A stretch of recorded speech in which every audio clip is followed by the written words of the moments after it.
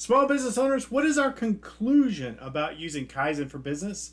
That's what we're going to talk about today in episode 549 of your 333. Solopreneurs, we've been talking all week about using Kaizen for business. Kaizen, you will remember, is that little step, that continuous improvement of taking something small and your team as a group come together to want to implement it.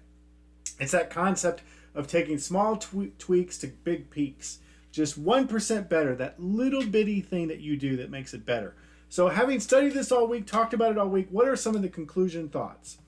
Business tip number 1 we're going to talk about is pinpoint, then metrics, and then implementation. So with that, let's talk about a review. Here we go. Business tip number 1, you need to pinpoint that very small change that you want to do in your organization. Not a big change. Big changes are really hard, but that small change that you and your team have come together and said, okay, we're going to start implementing this. Then you're going to agree as a company to do that change and immediately start implementing it. Business tip number 2 is once you've implemented that, you've got to have some way of tracking, testing this so you can determine whether or not this is effective or not. That's basically coming to agreement on your metrics. What does success look like in this new problem that we're solving by making this small change? And how are we going to monitor it? How are we going to test it? How are we going to track it? And what does success look like? Those are your metrics.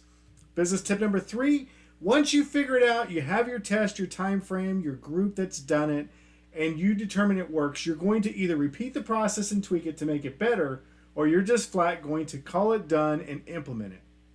That is this whole process of Kaizen for business.